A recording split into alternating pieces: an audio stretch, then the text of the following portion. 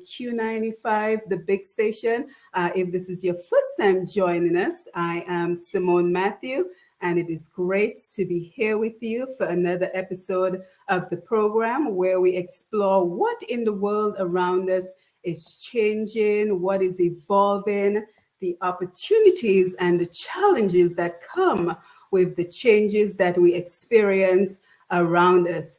Today, our thoughts and prayers are with Nano Greenaway, who is currently at a psychiatric unit in St. Kitts, receiving treatment for some challenges. We also continue to pray for the protection of our most vulnerable among us in memory of Kanisha Etienne. So as we get started with the program, if you're joining us on Facebook Live or YouTube, we encourage you to share the live. Let everyone know that we are here. Of course, we are on Q95 FM radio on Facebook and YouTube, as well as on Push Past 10. And this evening, we have another packed 2-hour program for you.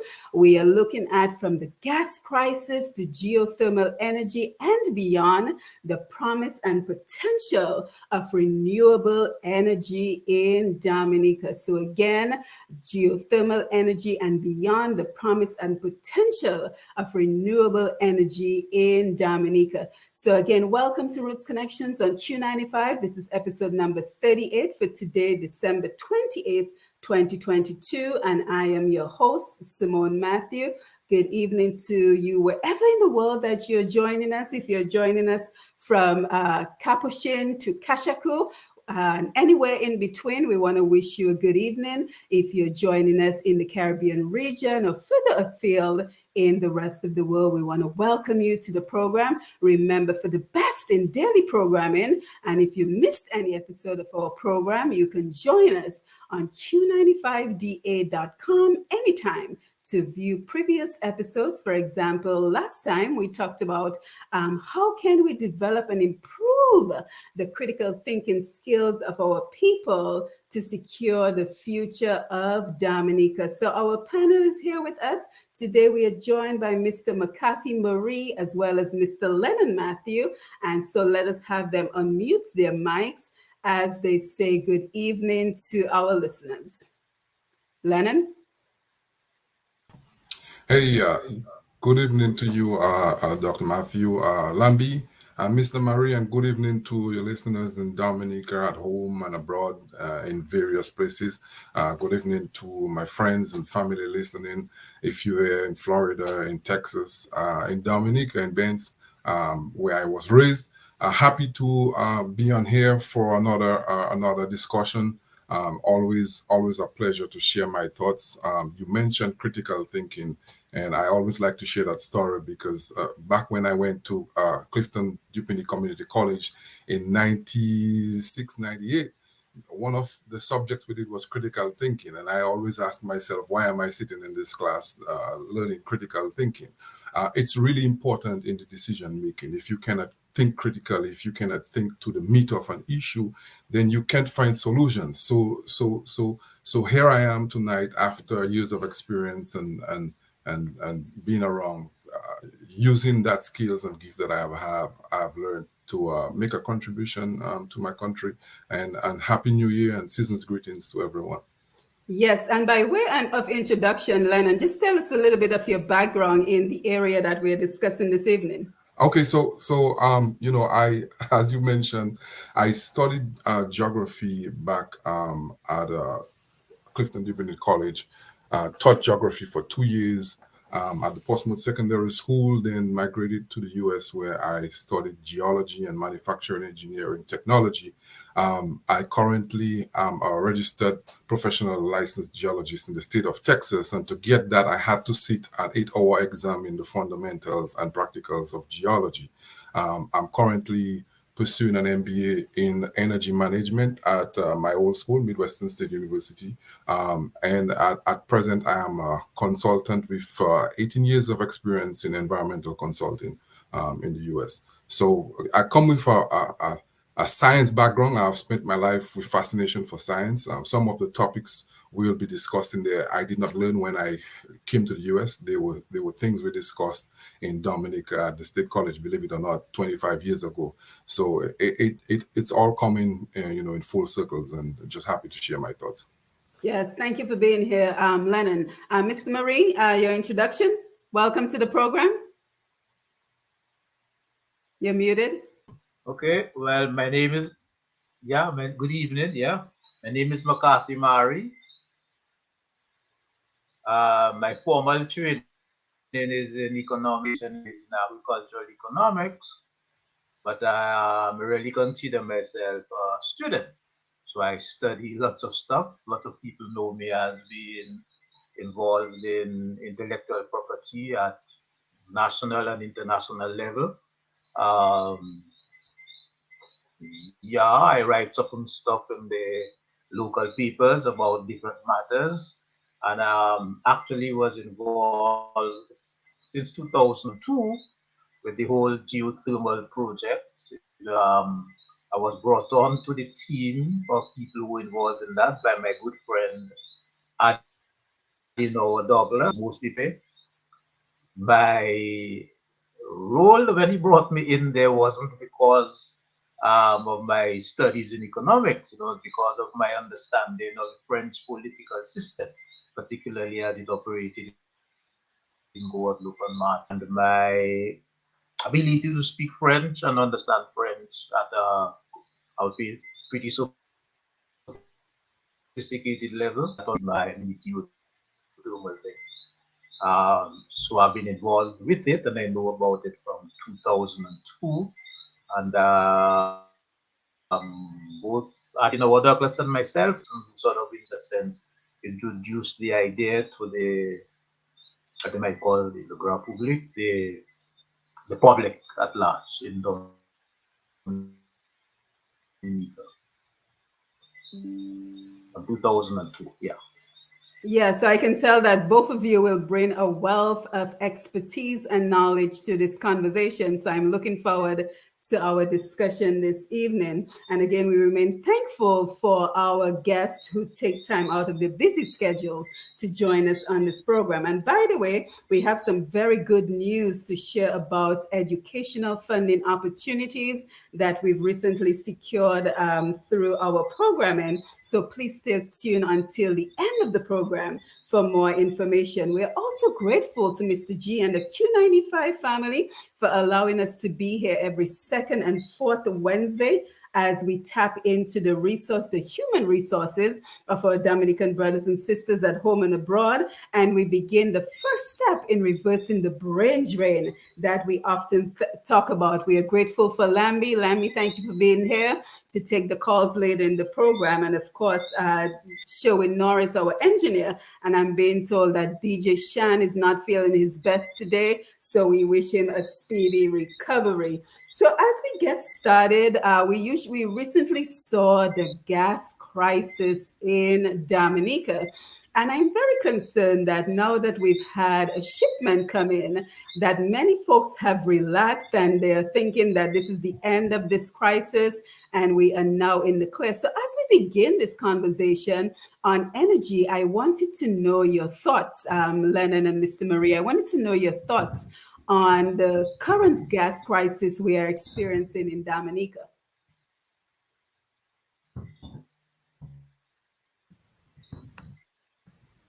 Go ahead, Mr. Murray. Yeah, well, Simone, like everybody else, we've seen. Okay, I was just saying I'm not sure what the problem is, but the speaker on my end. However, I think I understood Maybe, what maybe try logging in on another Simone, Dr. device. Mathieu, a bit of gas shortage in Dominica. Go ahead, try. Yes. Well, if the problem is on my end, then the device would solve it. It would be. So I was saying, if you're hearing me clearly, I'll just say what I was about to say. The gas shortage arose for basically two reasons. One, the winter swells, which we always have at this time of the year, although it usually starts a little later in January, where the sea swells are rather high on the Caribbean side of the island, which generally is pretty calm, and that often interrupts the ability of seagoing vessels to dock at our ports. For example, I know pretty much every year around the dry season period, the ferry that does back and forth from Guadeloupe and Martinique often has to dock at the freight port because the usual port where it docks, it's too rough for them to come alongside. And it seems that the sea was particularly rough at this time of the year, with the result that many ships couldn't load either in Dominica or the other islands to bring stuff to Dominica. So we ended up with the ship that was supposed to arriving and not being able to discharge its cargo. Part of the problem also, I would think, is a bit of lack of planning on our part, in that we don't seem to have planned to have a certain guaranteed minimum amount of fuel on the island for so that we can be autonomous for maybe 2 months without being able to be resupplied, because we're subject to hurricanes and other interruptions, which I think would mean that we should actually have a plan, that we should have sufficient and food island so that we can be autonomous for about a month to 6 weeks before we get new supplies. Because the fuel shortage was the most obvious shortage we had. We also had a bit of a shortage of basics food supplies, you know, that were running low in the supermarkets. Yeah. So Mhm. anyway, the fuel shortage has diminished considerably. Two other ships were supposed to have arrived, one on the 25th, one on the 27th. I'm not aware that, or they did not arrive, so I'm assuming they did arrive, and they discharged their cargo. But there's also a bit of a problem about the storage capacity where this fuel would be stored, because one of the major importers had ceased its operation. Hopefully, we think it's temporarily.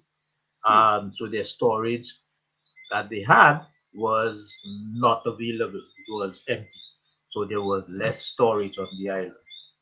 So hopefully that storage problem will be resolved in the not too distant future, and we won't have these fuel shortages happen again in the near future in any case. But there's also something else that we need to take into account, to the fact that we need to marry the number of vehicles that are on the island with the amount of fuel and storage we need. Because over a period of years, the number of motor vehicles on the island have been increasing, even if the population is decreasing, kind of a bit strange, but the number of vehicles are increasing steadily. And the last count I had when I asked a police officer about 2 years ago, there were some 34,000 plus registered motor vehicles, some of which might not have been actually functioning and being on the roads, but we have a considerably large stock of vehicles, Mhm. Yeah, thank you for that that. keeps going. Lennon, yes, Lennon, over to you. Your thoughts on the gas crisis, and do you think the departure of Rubis is a temporary situation? I, I don't know. I don't know too much about the Ruby's circumstances, other than what I've heard in the media and Dominica News Online and so on. But there are so many stories going around, and I'd like to speak general to these issues because I don't want to pretend that I know the intricate details. Mhm. And the reason for this is because to find any solution to problems, we have to find one, the truth, And two, we need to know the exact reason why it happens. So speculation is not going to help us, and speculation is not going to help the situation. I think the people involved need to be honest with the situation, whether it's capacity, whether it's sales, whether it's revenue. From my understanding of any business, you are in business to make a profit. And if without profitability, you can't reinvest and you can't grow and you can't be sustainable. So if there are issues with profitability, then that has to be solved through having an honest conversation. Secondly, the situation shows our reliance on fossil fuels. I know we're talking about renewable energy and geothermal energy, and what it shows is how our world has become so dependent on fossil fuel that a simple lack of planning or miscalculation in the consumption, the consumption. And what I noticed was during the World Creole Music Festival, there were a lot of people on island. So what that meant, a lot of rentals, a lot of people moving around, a lot of people moving from point A to point B. So what that would have indicated is there was going to be an increase in the consumption of or the demand of fuel on the islands. So as a result, if we do not have enough capacity, what is going to happen, especially if the logistics of the boats coming in to deliver fuel doesn't line up with that expected increase in consumption, then you're going to have a shortage. If that was the case, that is something that should have been thought of in advance. I think in any situation where there are policymakers involved, the planning should never be self-centered or short-term. It should be long-term in the best interest of the country and the benefit of everybody. So if these factors are the result, I think people need to be one, honest, be two, truthful, find the real cause of the problem, and then only through finding the real cause of the problem we find the true solutions to prevent it from happening again. And that's and I think a major part of it was the departure of Rubis, because what I understand, it provided about 50 to 54% of the fuel on the island. And that may perfectly be the reason. And I think, like I said before,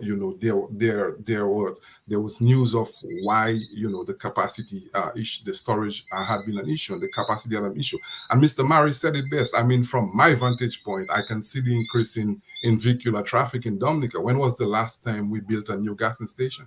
So it's not that difficult to find out the amount of registered vehicles plus the industrial vehicles, the commercial vehicles, and find out what's their capacity and what capacity we have on island and how fast it will get to have a shortage in supply. Like I said, I noticed it happened when we had the Creole Music Festival, and that was an event that was pretty huge. What other events we're going to have in Dominica that will require increased consumption? We have Carnival coming up. So let's see what happens. We have other events coming up. So are we going to be prepared for that? Or are we going to, make excuses? And I think, like I said before, I think we need to find the true problem. We need to face it head on and solve that issue. Yeah, and while I have you on the mic, Lennon, let's just go ahead and jump into the conversation about renewable energy, because I think these are topics that impact our lives. But, sometimes we just need a clearer understanding. And then once you've given us the information on renewable energy, Mr. Murray, I want to come to you after Lennon has spoken to talk about the history of geothermal energy in Dominica. So Lennon, let's just start with some basic concepts. So what exactly are we referring to when we talk about renewable energy, and why is there a need for alternative or renewable energy in the world in general?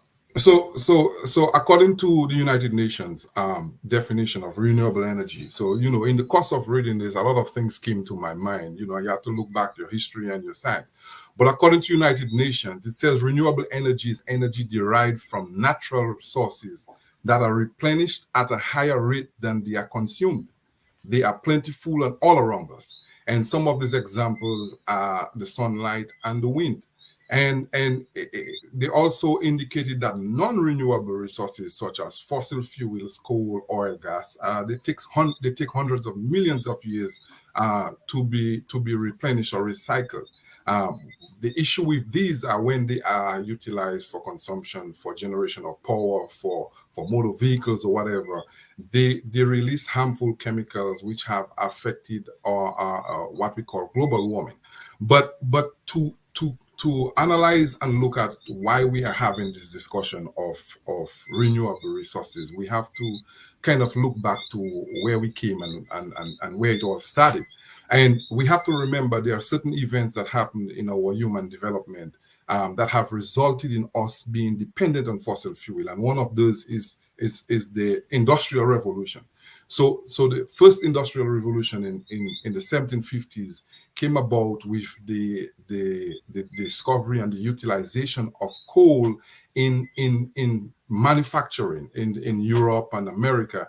And as a result of the availability of that coal resource and the steam engine and all those machines, human beings were able to manufacture goods at a higher rate, higher efficiency. That caused an increase in wealth, increase in revenue generation, increase in supply. It elevated a lot of people from poverty and so on. So, fast forward during the time, we had a couple of other revolutions. So we had a second industrial revolution in the 80s, 1980s, when gas started being the main source of fuel and was discovered in America. Not really discovered. They used petroleum in China way back in the days, but it was developed in the US for the same machining purposes, for industrial development, for providing electricity, for providing power. The reason why it's significant, it's called the Industrial Revolution. What are industries? Industries are places where things are created, value is added.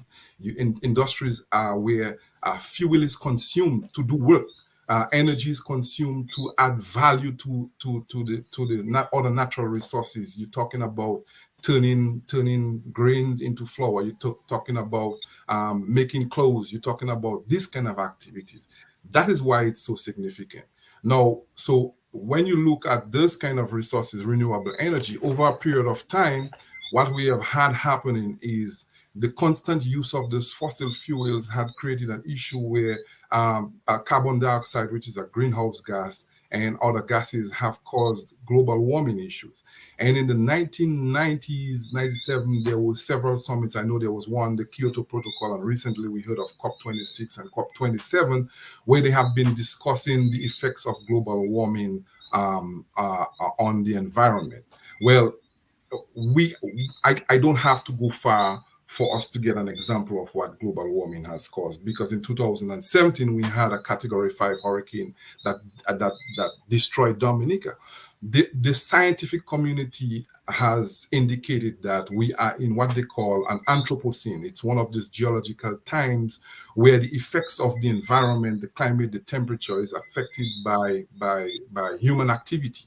And that human activity is mainly the burning of fossil fuels, burning of coal, of petroleum, and so on. As we have seen in places where industrial development have exploded over the past 40 years, namely China and India, they have used a large amount of coal and gas plants that have contributed significantly to the greenhouse gases. Not only burning of coal, but agriculture and so on.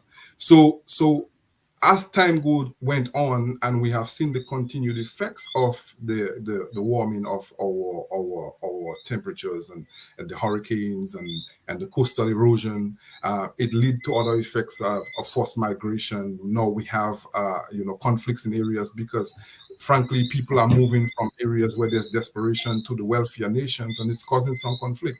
So as a result of the situations, people have started looking at what are the alternative sources of energy, what are the alternative sources of fuel that we can utilize that does not impact the environment, as we have seen with the utilization of fossil fuels such as coal and gas. And more research have been done on renewable energies.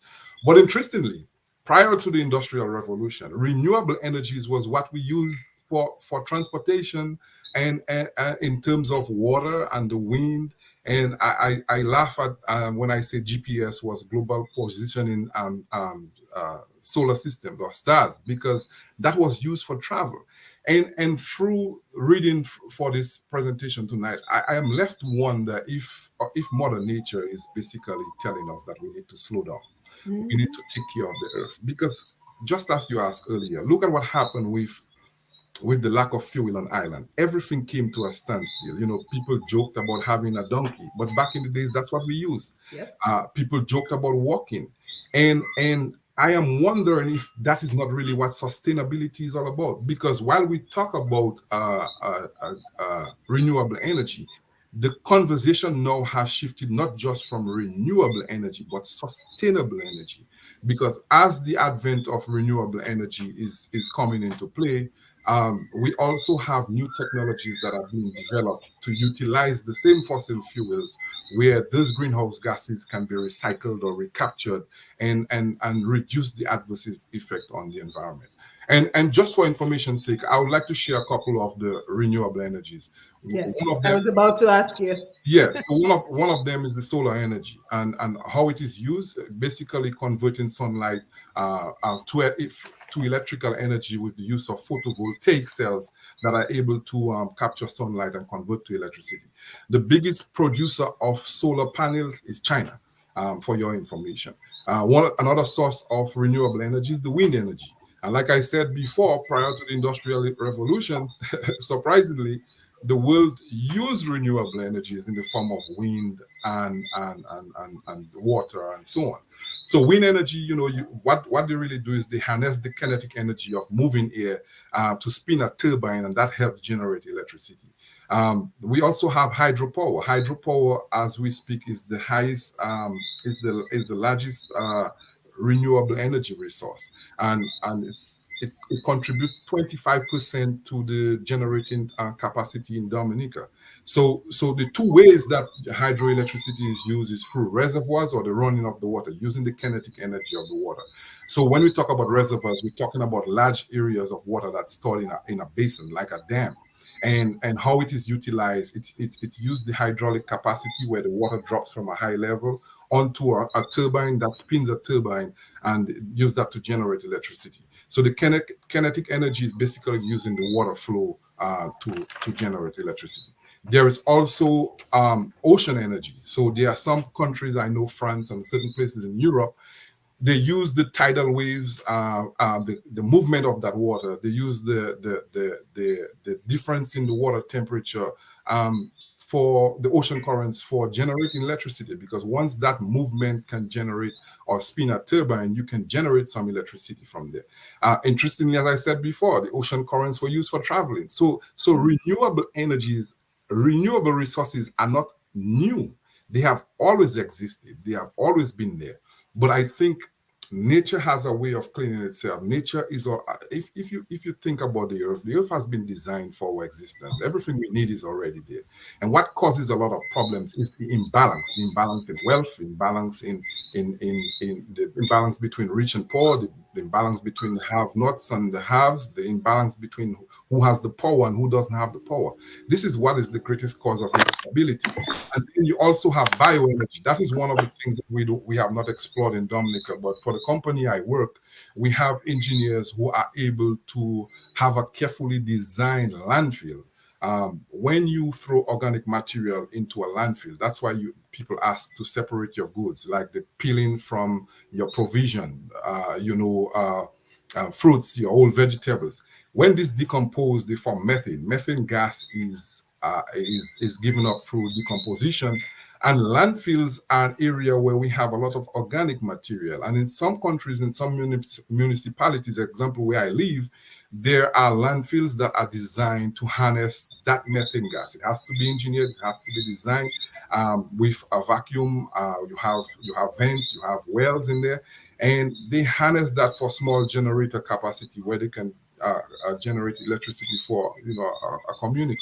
And in my conversation with one of the individuals, he said, a population of Dominica with 75,000 people could generate enough waste to be able to harness energy from landfills.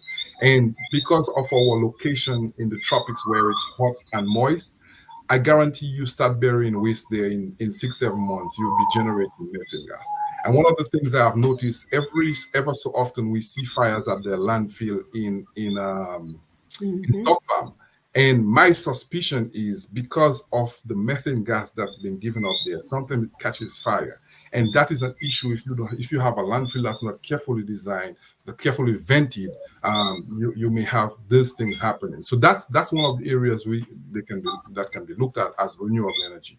There's also biofuels and biogas. That's basically gas from plants, like corn and so on. That's also being used. But what we here to talk about is our geothermal energy. Geothermal energy, basically, geothermal stands for heat from the earth. And what I would like to share, it's for the exploration of resources in general. So Dominica has a geothermal resource, and in the field of geology, we consider resources a deposit that investors can rely on, that has reasonable prospect for economic extraction, but whose economic viability has not been proven. And that is important, that is significant. The reason why that is because you can have a resource, and if that resource cannot be extracted, or is not utilized, or cannot be utilized efficiently or economically, is useless. It's of no use.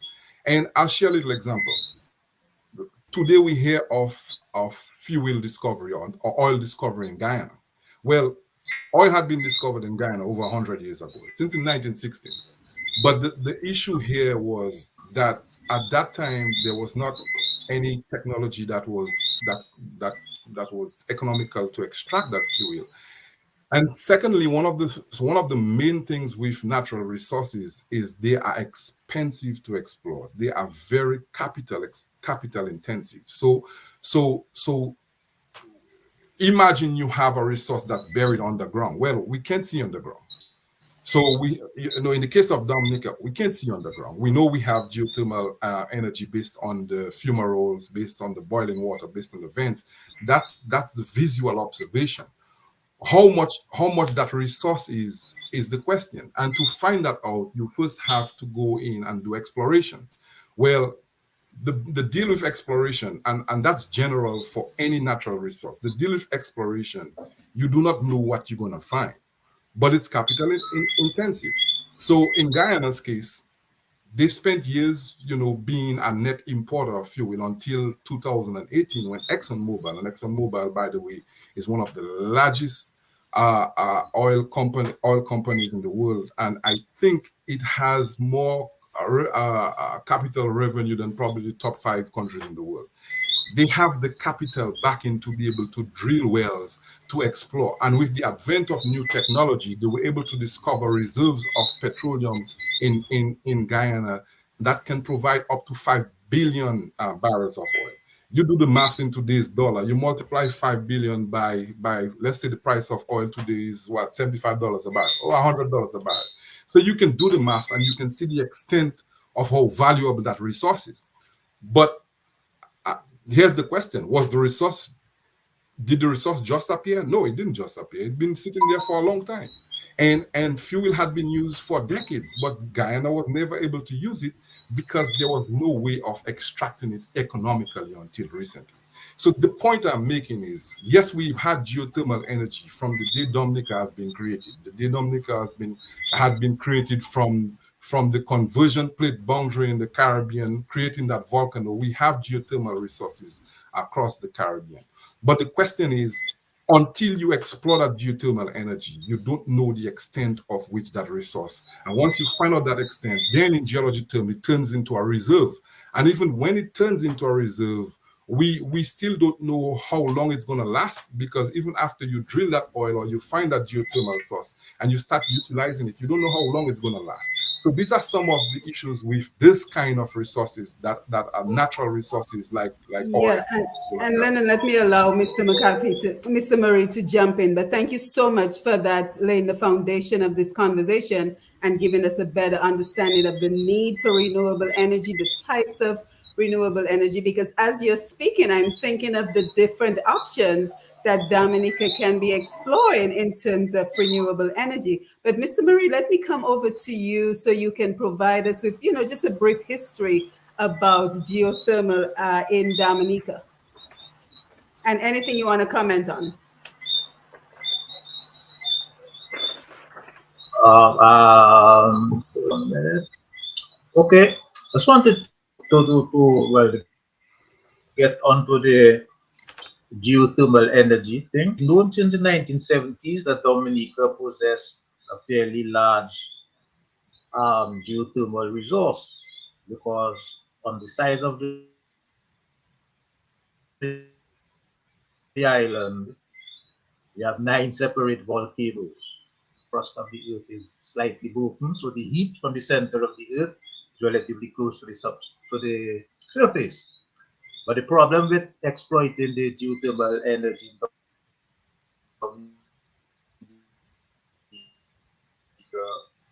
was and still remains to a certain extent the fact that, and as Lennon was saying there before,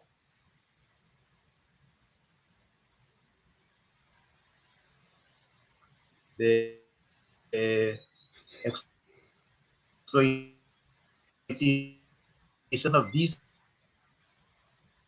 kinds of resources are capital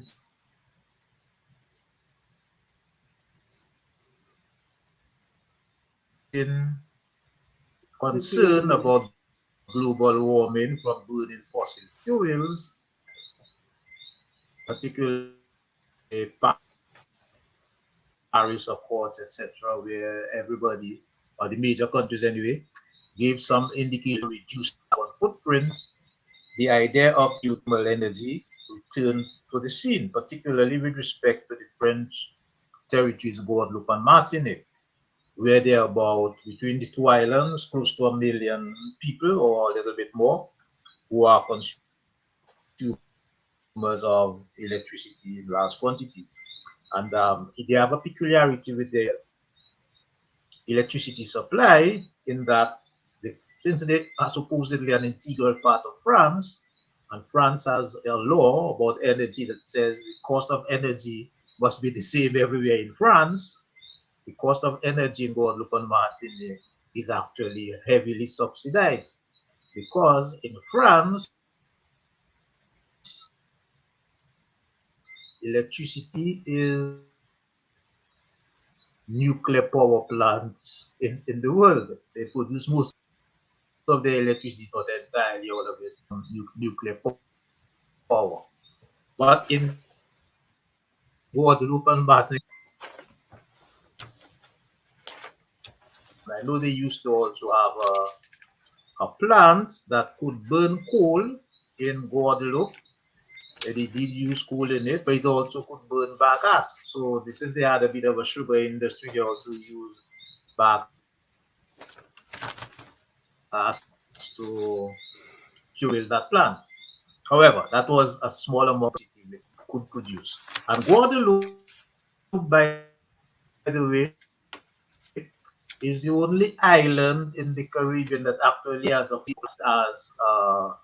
place for experimentation and to gather information and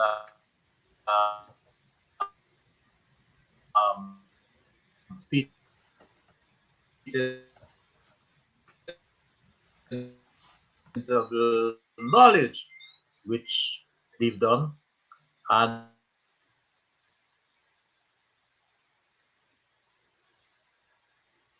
Yeah, I'm not sure. I think your internet is breaking up a little bit.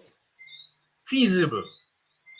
So that if low our consumption is about 20 megawatts, we were supposed to be supplying them. We'll do that by an undersea cable from Dominica to Guadeloupe and Martinique, which is technically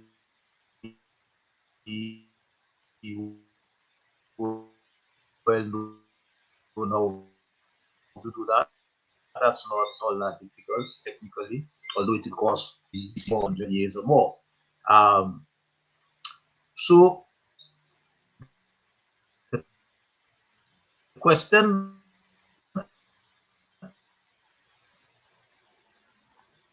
electricity company of France, EDF, electricity de France, was supposed to be the Can you hear me, Mr. Marie? Because you're breaking up a lot, so we're not really in getting what you're saying. 2011. Can you hear me? Yeah, I'm not sure if you can maybe change locations because you're breaking up a lot. Yes, I'm gonna have Lennon chime in for a minute until Ah, we can rectify your internet. okay. Yeah, I'm not sure if you can change location or plug in your internet if you're on Wi-Fi, but you're breaking up a lot. Yeah, so Lennon, let's jump in until Mr. Marie can sort out his internet connectivity. So your thoughts on geothermal energy in Dominica? So at the end of the day, like I said, you have when you have a resource, it's not just having that resource and deciding, hey, we can do geothermal energy. There are lots of things you have to consider. And one of the biggest deal with any energy, it doesn't have to be geothermal. And the trend of thought for all of this is the same. Is it economically viable? And what is the driving force behind geothermal energy development in Dominica? Is the driving force really about global warming? How much carbon emissions are we contributing to the global warming issue? That's the first question I ask. Secondly, is the driving force about lower electricity for consumption for the citizens? That can be a driving force. Another driving force, is it for political expediency? We have a culture in Dominica where huge capital projects, and I will use an example as the international airport we've been talking about for over 40 years, that could not get on the ground because I frankly think the way that they have been going about doing these things is not in the best interest of the country, but in the best interest of the party in power. And that is not this current government. It's been something that we've been doing for a long time.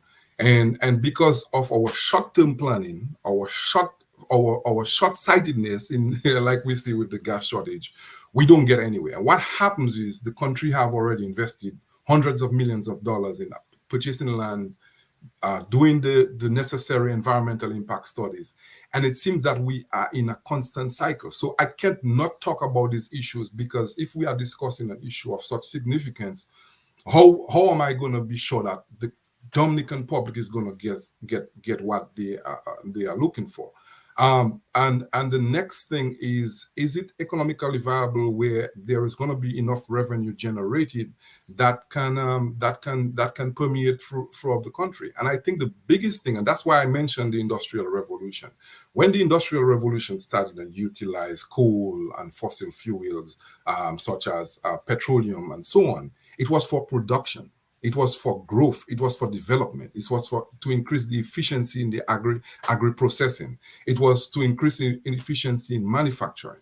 So I'm asking, therefore, are we doing the geothermal energy with a plan for that kind of development, that kind of growth? Because if we're not doing it for that, frankly, the utilization of electricity for just domestic consumption, for turning on your lights in the day and turning off your lights in the night, and I mean that is the simplest basic use that is not really value added. And what I mean by that is you utilize that power resource you have to do the light manufacturing, the small manufacturing, the kind of things we are talking about in the development process. Is that the driving force for the development of geothermal energy? Because on the grand scheme of things, if you look at our contribution to global warming, it's insignificant. It's really insignificant. I mean, you look at places like US, China, India, and these developing countries, they are the main culprits in the global warming issue. And in if you what we have seen in when we talk about, and I have to talk about it, because when you talk about power, when you talk about geothermal, when you talk about energy, the simplest definition of energy is to do work. I mean, that's basically it. And that work can be magnified from as walking, or to driving a vehicle or driving a machine. And the most effective way to have a value added use of your electric generation is to have the kind of consumption, the industries. I heard people talk about doing geothermal to export. Why would you want to do geothermal to export? I think we still have a mentality in Dominica, the old plantation mentality, where we do raw materials for export, not adding value. And I think the biggest value we can add to increase the consumption is having a plan that combines geothermal development with the industrial development, the light industrial development, the technology development, the things that add value to that resource, thereby adding jobs, adding private sector jobs, adding revenue, adding foreign exchange, and so on. So that's what I'm talking about. What are the driving force behind the geothermal development?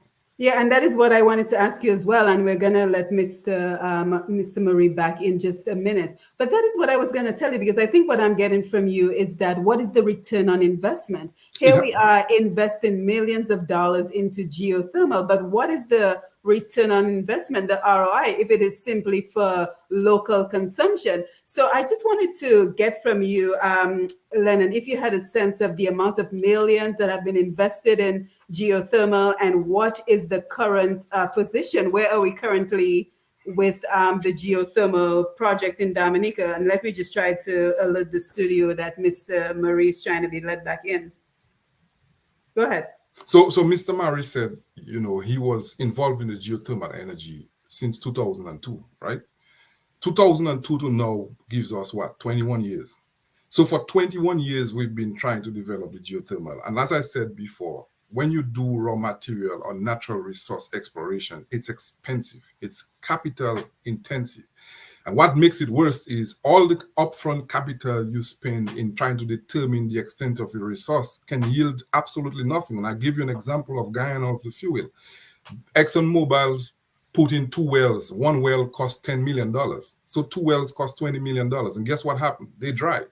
That's the risk of doing natural resource. And even after you find that resource, sometimes it doesn't yield what you want. And how much is the yield? In geothermal energy, you can find a resource, but as we have seen in certain areas, some of there's what they call depletion. Depletion does happen, and when you build a geothermal plant, there are lots of things that need to be considered, and that's one of them. But the big deal in any capital development is in finance, they do what they call the net present value. And what you do is you would have to analyze the revenues to be generated, the cost, the capital for maintenance or for new technology, or whatever the case may be. You have to have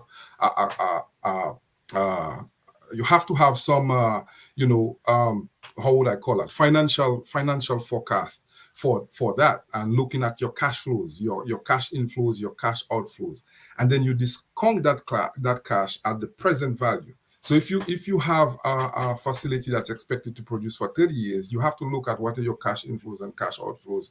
You discount all that cash to present value. And if that net present value is negative, no matter how much resources you have there, you can't go forward. Why you can't go forward? Because it's not going to be profitable. And that's what the sustainability part of it comes in. Is it sustainable? Is it making money? Can you reinvest? Can the country benefit? The issue, some of the issues we've had is, and with that geothermal process, I have seen in the range of $9 million spent. And initially there was a plan for the creation of a 7 megawatt a geothermal plant in the Wharton Waven area to be created by 2020, 2021. But guess what? We already passed 2020, 21. And I think when the government sent in their request for funding with the World Bank, it was rejected for some other reasons beyond my sphere. But it was rejected, and the government now had to go back and decided they wanted to build a 10 megawatt geothermal plant capacity, with now building transmission lines from the power plant to their substations in Portsmouth, the substation in by the port and elsewhere. So that has a cost. It has a cost. And who's going to put that bill if the geothermal plant is owned by the government? It's the people of Dominica. So one of the things that intrigued me is I read, let me get it. So it says the Dominica Geothermal Development Company Limited is a private special purpose company with its own board created in 2017. So that board was created in 2017 while exploration started in 2002. But here's what was interesting. It says the Geothermal Development Company is 100% owned by the government of the Commonwealth of Dominica, and equity is transferred from the Geothermal Development Corporation to the government of the Commonwealth of Dominica to the Geothermal Development Company on the subsidiary agreement.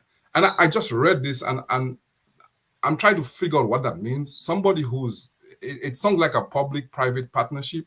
Somebody has to explain that, because if it's a private special purpose company with its board created in 2017, was it created by Parliament? But it says it's 100% owned by the government of the Commonwealth of Dominica. Anything that is owned 100% by the government of Dominica belongs to the people of Dominica. Anything that is owned, and people have to let that sink in. Anything owned 100% by the government of Dominica I'm going to repeat it. Anything owned 100% by the government of Dominica belongs to the people of Dominica. Every single individual. But here it says it's a private special purpose company. I don't know what that means. So, and I'm reading this from Environmental and Social Impact Assessment addendum proposed by the Dominica Geothermal, and that was in September 2021. So I don't understand what that means, because you hear it is we are reading it's a private special purpose, but it's owned by the people, and some of these arrangements get clouded, and like I said before, when you have a resource, there has to be an economical aspect of it. What is the economic outcome of it? What's the feasibility of it? And if it has taken 20 years to get started, it should tell us something. It should tell us that there is issue. And from my knowledge and vantage point, like I said before, anytime you're dealing with raw material or natural resource exploration, a lot of times you don't see governments dealing with that. Like in Guyana, the government didn't deal with it because you are going to spend $10 million of the people's money without returns. And that money could be used for putting materials in the hospital. It could be used for having an X-ray machine working. It could be used for having a scholarship for students in school. That is the problem. That is the big issue. So what if I put 2 wells at $30 million and they all come out dry? Then I'm going to tell the public that I just spent $60 million on a resource, and I can't get that money back. In accounts, it's probably called sunk cost. But that's some of the questions that I have when I look at that information and understanding how natural resources work. You don't, even in the big oil companies, most of these companies are private companies. What they do is they operate on lease agreements. So they will lease that resource from the government or from the country or from the private citizens. And then they have the capital and they accept that risk. They do the exploration. And once they confirm that there is a workable, extractable and economically extractable resource, then you deal with contracts that has to do with what percentage of that royalty or what percentage of that revenue you get. It works because the government doesn't take the risk of the exploration, but they gain revenue with minimum cost. And that is what you would like in any natural resource. And I'm being general because exploring geothermal, exploring coal, exploring diamond, exploring any natural resource has basically the same principles. This is how we govern. Yes, thank you, Lennon. And So could I jump in there somewhere there? I wanted to make sure we Are can you hear hearing you. me clearly now? Yes. Yes. Hello? Yes, we can hear you. Yes, okay. I was about to say that in terms of the way the process went for the geothermal project, the European Union put up the money to do the exploratory work. The exploratory work involved surface explorations by geochemists, and it ended with actual drilling of test wells to verify exactly what fluids and minerals, etc., were in the reserve.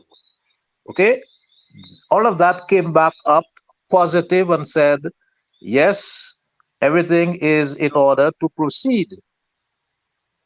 the thing came to a halt when it had to move from having done the test wells, where basically because the way the thing works is that the money is put up by the European Union as funding for that.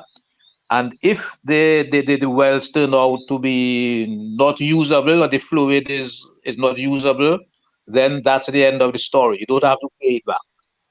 Anyway, it came back positive, and then the next step was to move forward to actual move towards production.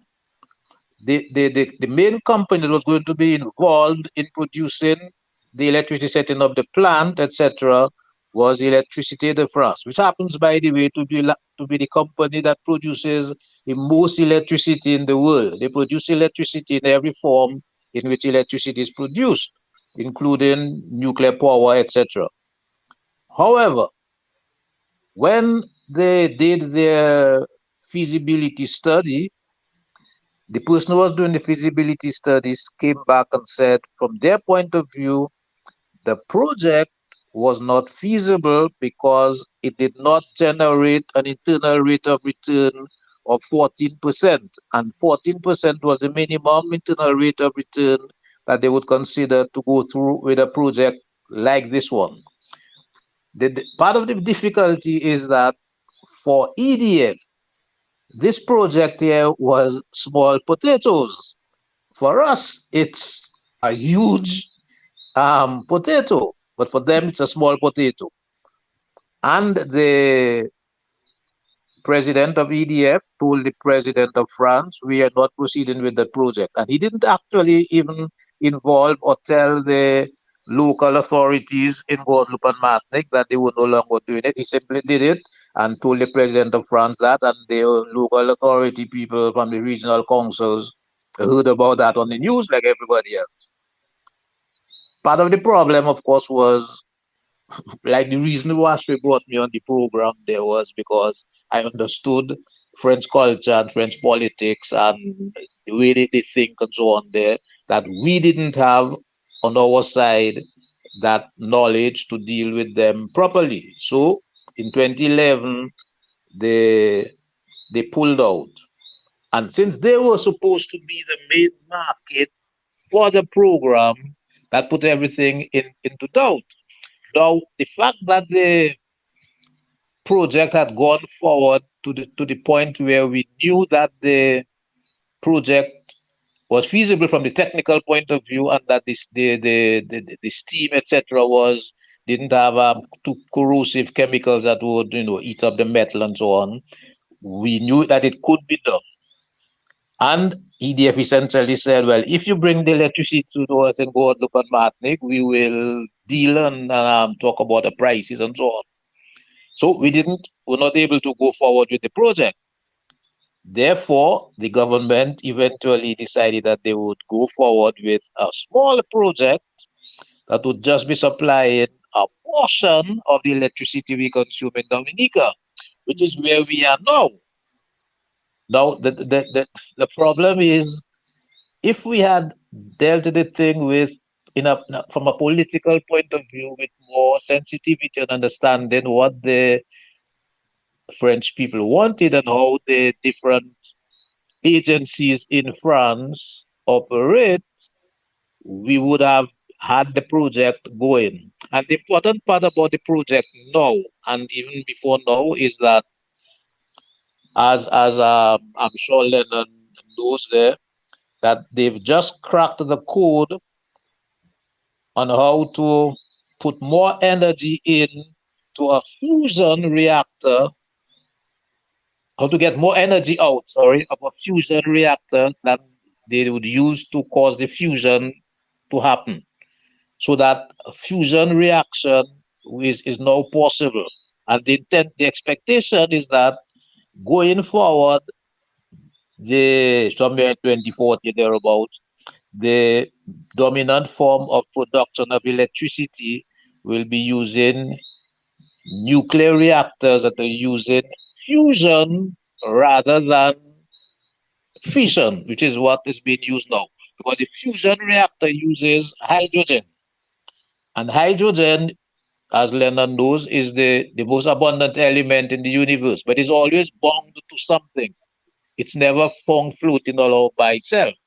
And the reaction or the fusion reaction is done using hydrogen, basically the same way the sun operates. So essentially, they'll be creating little suns on the earth. But you need the hydrogen to be able to do that. And hydrogen, most of the hydrogen being produced now is produced using methane, which is CH4, and the C, of course, stands for carbon. So when you split the carbon from the hydrogen using methane, you end up with carbon dioxide, which we don't want. So you have to find a green source of producing hydrogen. And everybody is fast hard at work trying to figure out how they can do that. But the Yeah, and I easiest way to do it, which is a thing that's known already, is to use electrolysis, which is to say to put an electric current through water, which then splits the hydrogen from the oxygen, because you know that water is hydrogen and oxygen, and then you capture the hydrogen and you then use it as you want. Yeah, Um, let me chime in, yes, Mr. Marie. You can hear me. Let yes. me chime in for a minute. So I think Hmm. we're seeing that there are a lot of different opportunities for renewable energy. But I also recently heard, and Facebook, keep the comments coming. I'm coming to you, and of course we're going to come to the radio. But I also recently heard Dr. Vince Henderson touting. I think it was a well or something that had been created as a success along the lines of geothermal, and I wanted one Right, of you right, right. But what to you were comment saying, on that. remember I said that the test wells had been done. So it was known that the resource was usable up at Loda up there. Okay? So what they have done now is they've brought the Iceland, I don't know if it's the same Icelandic company, drilling company, but if not the same one, at least another company from Iceland, to drill a production wells, which will be bringing the steam up to run the turbines. And the only problem, well, from my point of view, is that we're going to produce 10 megawatts of electricity with two 5 megawatt generators. That's and we already consume about 20. So that's about like half of what we consume. Whereas we should be aiming, if the project had gone according to the original plan, to be building a large plant or plants that would be producing about 200 megawatts. And then, since we have other fields, we would continue as the demand requires. And as Lennon was rightly saying, technology changes all the time, and there's a new technology that's coming on stream that's going to allow us, if we had the hydrogen, green hydrogen, to be able to be uh, a player in the energy market. Yes. Even for example, the question of gasoline, you know or ought to know, maybe Lennon knows, I'm sure he knows, that it's possible to put hydrogen directly into an IC engine, an internal combustion engine, like we have driving around using gasoline. Needs a couple modifications need to be made, and you could have a hydrogen car running on the road. Um, or you could have use a fuel cell and run it on the electricity using hydrogen as the basic source of the energy. Yeah. Mhm. So, but we need to get the geothermal power up and running and in sufficiently large quantity for us to be able to exploit that. And I think I agree with Lennon there that we need to cooperate with persons outside of Dominica who have the resources and who have the technical knowledge, etc., for us to be able to exploit our resource, which is here, to maximum benefit. Because Mhm. if, for example, we could essentially, and I did write that in a document that I was working on in 2005. It's about a consultant on transforming Dominica into the organic island. That we, at the time, I was pretty sure that the geothermal power thing would have gone forward as it was envisaged. That we would have sufficient electricity in Dominica that we would not need to cook on cooking gas or LPG. We would not need to be running our vehicles on gasoline or diesel either, because we could either use the hydrogen directly into the IC engine with the modifications necessary, or use a fuel cell as the case might be. Um, but it didn't go as it was planned. So now the government is drilling a production well, which production well will provide the power to power up two 5 megawatt engines, which will produce, when both of them are running, a maximum of 10 megawatts of electricity for Dominica. So that's what Mr. Henderson was talking about there. That now they've drilled the production well, and he's saying that they finished before the expected time on the thing, etc. So that's what's happened there. And then Yes. now it's a question of connecting the steam from the wells to the generators, and getting the electricity running. Now, the question as to whether that is going to make electricity cheaper is another question altogether, because we'll be producing at a very small scale. Yes, and we're not forgetting that some of the expenses which have gone on to bring us to where we are here, all of it is not free, because we've got to take a loan from the World Bank. The rates of interest might be, you might say, favorable, more favorable than commercial rates, etc. But it's still a loan which requires that it be serviced. So it's a question as to, it's not sure. Although I don't have all the figures and the calculations in front of me, because things change all the time. Because when we had it then, we knew that 10 megawatts of electricity would not have been profitable operation. But things change all the time, so it's, in my opinion, not a certainty that the electricity bill for the consumers will go down, because we'll be producing about half of our consumption from geothermal. Yeah. Yes, and thank you for that, Mr. Murray. Thank you for that, Mr. Murray. Lennon, let me come to you, because I think that is what the average consumer is thinking. Will this impact my electric bill? Yes, it would be nice if we can export this energy, but I think the average Dominican is thinking, is this something we should still be pursuing? We hear the amount of expense right down to the loan Mr. Marie is just telling us about. So is this still worth exploration? And if so, what direction should we be going with all of this? And then once you respond, I will come over to you, Lambi, to take the phone calls, and Facebook. Keep the comments coming. I'm coming to you. Lennon. Well, what I was saying is that we should continue with it, and we should think grand and big and look forward to the future, not be stuck looking at our feet.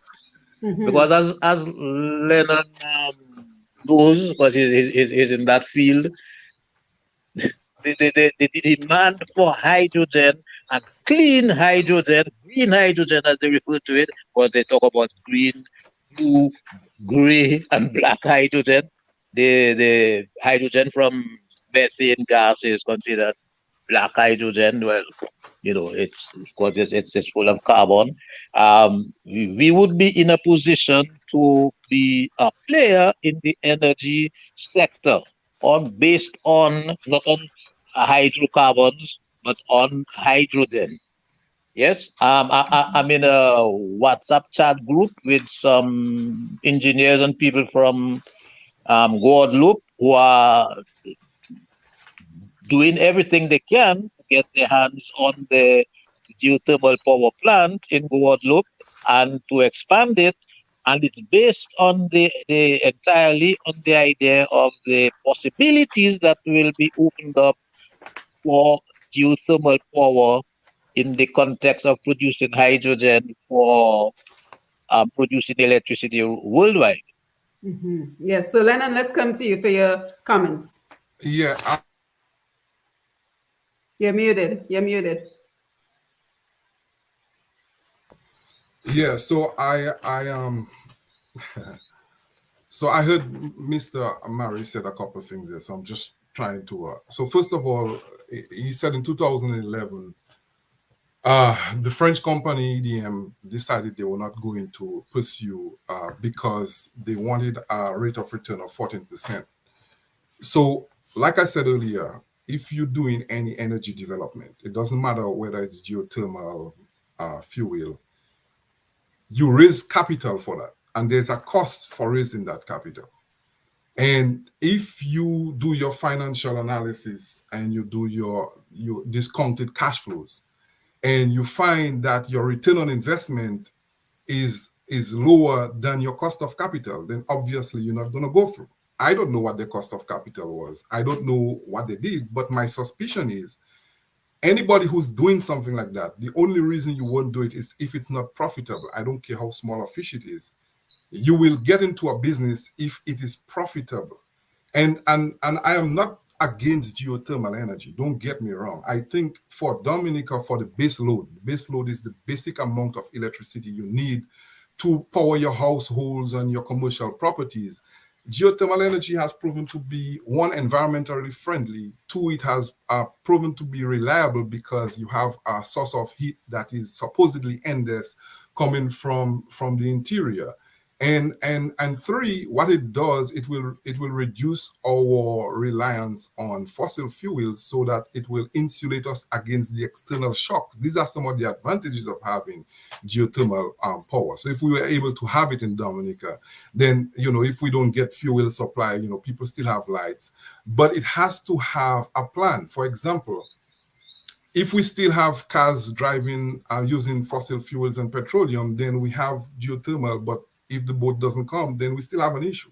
So are we going to, in that development thrust, think about changing our vehicles from gas powered to electric vehicles, EV vehicles? Now we have geothermal. Are we going to set up not just, let me read something for you. So if we're talking about the consumption of electricity in Dominica, for us to know what is utilized and what is spent, we already have an electric company in Dominica. It's called Domlec, which is, by the way, owned by the government until recently they was bought, right? And when I look at the statistics, and for those who don't know, if you go to Domlec website, they have financial statements for every year, right? So if you want to find out what happened in 2011, 2012, 2013, 2014, 2015, you can get an idea of the consumption of electricity in the islands, right? So let's look from 2011 to 2012. I'm looking at it. It's from Domlec's website. They have financial statements. We have domestic consumption being 45%, commercial consumption 42%, industrial consumption only 7%, in hotels 1%, and street lighting 1%, right? Earlier in my presentation, I talked about the Industrial Revolution. What was the main purpose of power? The main purpose of power was to increase productivity, to create value, to create wealth, to generate wealth. So if we are just using it to turn on our lights, that's good. Nothing's wrong with that. But are we getting the real value of generating that resource? That's the point I'm trying to make. So if you are generating electricity, what we would have liked to see in that statistics, and here's where it's critical. By just looking at Domlec statistics, you can tell how our country is doing. Why? Because power and the availability of cheap, reliable power is the driving force behind economic development. So if I look at the statistics and I say domestic, commercial account for almost 90%, 82% of the use of power. Industrial use is for 7%. It tells me that we are not adding value to that resource. And geothermal resource should be like every other resource, our fruits, our people, by the way. So if we have educated, smart, talented people from Dominica and people with how many degrees and PhDs, and we are not utilizing that resource, it's useless. It's very similar to geothermal. So the point is, what is the value we can add or extract from just having that resource? And I heard Mr. Murray talking about extracting hydrogen from methane. That's another area by itself. For you to For you to be able to have a hydrogen industry extracting methane, you need to have fossil fuels. So that's why they call it. There's a name for it in the renewable, but you need to, because methane gas, the highest producers of methane gas come from the oil fields. It comes from the drilling fields. The next area you find methane gas, believe it or not, is in agriculture. All the farms you have raising animals in the US, these large farms, the burps and the fats of cattle is methane gas, and they contribute hugely to global warming. You get methane gas from landfills. It's on a smaller scale. They are isolated, so you can get that there. One of the other issues with having renewable resources like wind is where the wind is in abundance, you don't have a lot of people living in there. Why is that significant? Because if you put generating facilities there, the generation of the electricity is one part, but the transmission is another part. So in the case of the geothermal in Dominica, they initially wanted to build a 7-megawatt power plant as the government, but the government was intending to sell electricity generation to Domlec because the government does not have transmission lines. So the generation of electricity is one part. That's a cost by itself. The transmission of that electricity is another cost by itself. And even within the transmission, you have transformers that are expensive. You have step-down, step-up transformers and substations to get this electricity into home. So it's not just the electricity situation is not just about, oh, we're generating electricity. As a matter of fact, I have, let me read something for you. And I'm reading this from, let me see if I can get the right document. It says, let me see what it says. So the Dominica Geothermal, the Dominica Development Company is also planning at a later stage, and that was in 2021, right? Of the project to build a new electricity transmission network from connecting the geothermal plant to the existing 11 kilowatt grid and a primary load center in the island of Dominica, which will include the construction of 6 new substation facilities to allow interface of the new lines with the existing 11 kilowatt network. So it says in 2018, Jacobs New Zealand Limited prepared an environmental and social impact assessment and the construction and operation of the Dominica Geothermal project. The project included the construction and operation of geothermal wells, reinjection system, and geothermal power plants with capacity for 7 million watt and connection to the Dominica electrical grid and associated infrastructure. So in the power business, the generator sometimes sells to the one who transmit electricity. There in the US, there are small companies that do solar panels, and what they do is they sell you solar panels. These are expensive, so you can't buy it up front. So you come with a financial plan. They'll say, okay, they look at your credit, look at your usage, and they'll say, all right, I can get you a solar panel to put on your house. You're going to generate based on the amount of solar panel, based on where you are, based on your sunshine, all these factors. You might generate, 1,000 kilowatts. And you don't utilize it because the reason why you can't utilize power, and one of the things we didn't mention, power generated right now has to be used. So one of the issues with renewable energy is that there is not enough storage capacity. For example, in the night, the sun doesn't shine. So if you have solar panels, it doesn't work. The wind doesn't blow all the time, so it's not controllable. And remember, I said earlier, a good electricity generation has to be reliable. Reliability is king because reliability determines how much your operation capacity is, how long you're going to operate. It determines how much money you will need for investment because now you can calculate how long I'm going to operate, how much revenue I'm going to generate, and so on. So all these are factors you have to talk about. And then later on it says, following the unsuccessful procurement in November 2019, carried out by the government of the Commonwealth of Dominica using World Bank financing and procurement rules, there has been subsequent design modifications, including an increase in capacity from 7 megawatts to 10 megawatts, the additional of a production well pad and the well and relocating of the injection well pad and wells. So it said the World Bank approved the Jacobs Environmental Impact Assessment in 2008. In 2020, Eclipse Inc. prepared an additional assessment that assessed the impacts of the relocation and injection of the well pad. What I have seen, and I can't remember all the details, but I've read this a long time because it's in my field. So, I pay attention to some of these things. What I have seen with the geothermal development is a lot of environmental impact assessment studies. And if you look on there, and I have the documents in my hand, I mean, it's pretty extensive. One of them is 400 pages, the other one is 300 and something pages, the other one is 200 and something pages. So you're gonna have to take the time to go out to read that information. What I have not seen a financial statement. I have not seen a financial forecast. I have not seen a feasibility study as to how that is going to impact revenues. And as I said before, when you're doing exploration, I know McCarthy said the World Bank paid for it, or the European It's a loan and European Union. They paid for it. Well, it's not free. Nope. Because if the European Union paid for it, that money came from somewhere. Somebody in Europe had to pay for it. I know there are loan facilities for developing countries that have been put in place for green energy development. That may be one of those facilities used. Now they're talking about selling green credits. So a lot of companies, what they do is, to get credits, they may invest in a facility that has in the green energy development, like the renewable energy in Dominica. That's another source of financing. What it allows them to do, it allows them to gain credits for green energy, while they themselves have a limit on how much they can emit into the environment.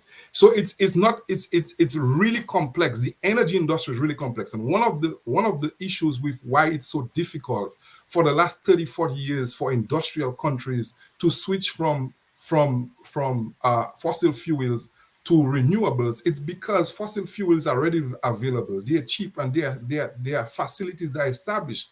But furthermore, if you are telling somebody in Texas to stop drill oil, and you are now telling Guyana to stop drill that resource, and we're gonna put wind farms in there, they're gonna tell you, kidding, this is a bunch of BS. I'll tell you this much.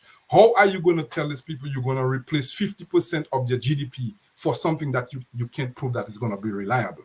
And Right. and where it comes in is, if I have a manufacturing plant and I'm employing 500 Dominicans, I need a reliable resource, because that cheap, reliable resource will determine my cost of operating my business. You understand what I'm saying? So at the end of the day, I need something that's gonna tell me, hey, I'm gonna keep working, and I'm gonna keep producing, and I'm gonna keep people employed. And these are some of the things we have to think about. So it's, like I said, it's not just, oh, we're gonna build a geothermal. What is the driving factors? Is it political? Is it for national development? Is it to really control global warming and so on? And there's a lot more questions we have to ask. And when I hear, because I remember there was this huge presentation in Fort Young on the geothermal, and I know the government tried to get investors.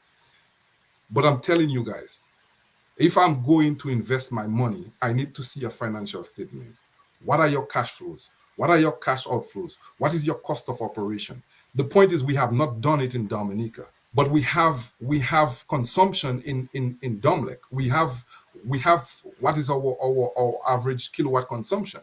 So that level of consumption can tell us how much electricity we're going to use. And then there is what they call a levelized cost. That is what they use to determine the cost of electricity. That has to be shown. You have to do levelized cost calculation, and that will tell you how much electricity you're going to produce, all your cost of producing that electricity. Then you discount it to present values, and based on that present value, you equate it to the amount of kilowatts you are supposed to produce over the lifetime of that equipment, and that will be your cost of electricity. I don't want to hear whether it's going to be cheaper or whether it's going to be more expensive. Show me the numbers. Right. And I think you're raising some very important questions, Lennon, because those are the questions that many of us have not thought about. We think about creating the energy, but I doubt people have thought that it's a separate process to distribute the geothermal energy, and that's going to be a different price point. But before you continue, let's go over to the studio and invite our callers in, and then Facebook, I am coming to you. Thank you, Lennon. You're welcome. You're listening and viewing Roots and Q. We're taking your calls right now. The numbers are 449-3095, 449-3096, 449-3097, 616-4257, and the overseas access number is 305-432-9624. Let me run those numbers one more time. 449-3095, 449-3096, 449-3097, 616-4257, 305-432-9624. Back to you, Simone.